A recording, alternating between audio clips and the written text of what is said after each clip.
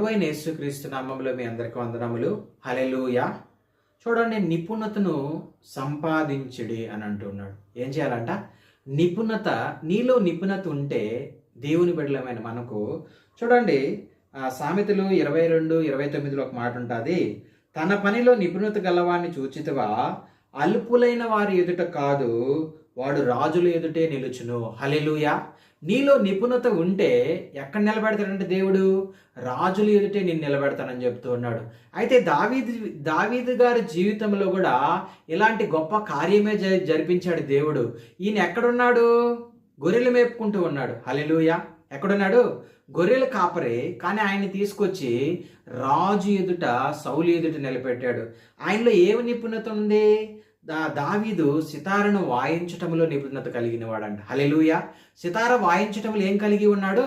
నిపుణత కలిగి ఉన్నాడు. నువ్వు ఎందులో నిపుణత